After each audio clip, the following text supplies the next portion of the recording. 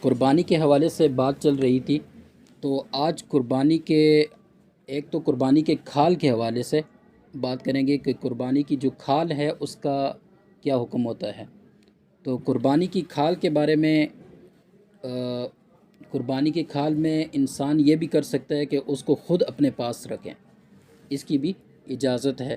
دوسرا یہ کہ کسی کو ہدیہ بھی کر سکتا ہے، اور تیسرا یہ کہ پھر اس کی قیمت، اس کو بیچ کر اس کی قیمت بھی دی جا سکتی ہے۔ تو اس میں تینوں صورتیں، پہلی صورت تو یہ ہے کہ انسان اس کھال کو خود استعمال کرے۔ ایک آدمی قربانی ذبح کی ہے اور اس کی کھال کو خود استعمال کرتا ہے، اور براہ راست کھال ہی کو استعمال کرتا ہے۔ جیسے اس سے کوئی مشکیزہ بنایا جاتا ہے، یا چارپائیاں بنائی جاتی ہیں، یا کوئی ڈول وغیرہ کوئی اس طرح کی چیز بناتا ہے تو جو استعمال میں ہوتی ہے، تو ایسا کر سکتا ہے۔ ایک صورت اس کی یہ ہے۔ دوسری صورت یہ ہے کہ وہ کھال اٹھا کے کسی کو ہدیہ کر دے، اس کی بھی اجازت ہے، چاہے وہ شخص جس کو دے رہا ہے وہ مالدار ہے، وہ غریب ہے، سب کو دے سکتا ہے، کسی کو ہدیہ بھی کیا جا سکتا ہے۔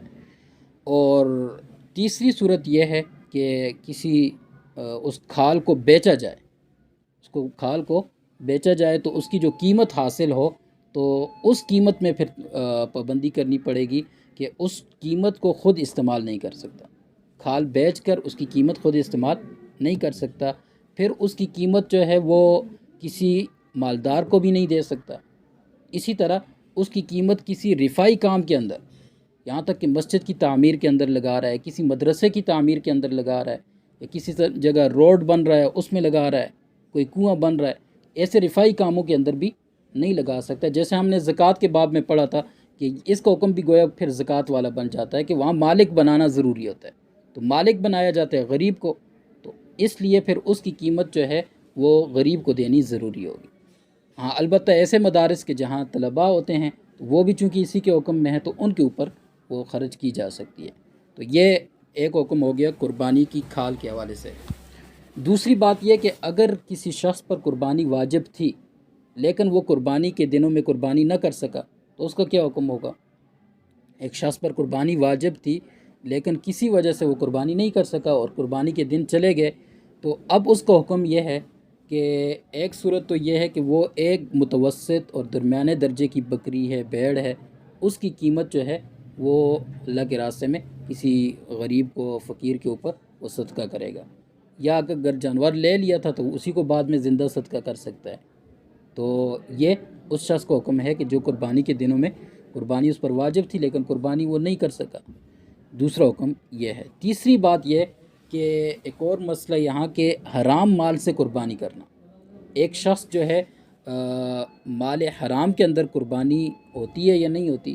ایک شخص کے پاس سارا مال ہی حرام کا ہے، چوری کا کام کرتا ہے، چوری کر کے مال اس نے اکٹھا کیا ہے، یا رشوت کا مال ہے اس کے پاس، یا سود کا پیسہ ہے، تو اس طرح کے جو حرام ذرائع آمدنی ہوتے ہیں، اس طرح کا پیسہ ہے تو اس پر قربانی واجب ہی نہیں ہوتی۔ شریعت کا حکم یہ ہے کہ اس شخص پر قربانی واجب ہی نہیں ہے، بلکہ اس کے اوپر تو لازم ہے کہ وہ سارا مال ہی اللہ کے راستے میں خرچ کرے گا، وہ غریبوں کو وہ سارا مال ہی اس نے دینا ہے، قربانی اس پر واجب نہیں ہے۔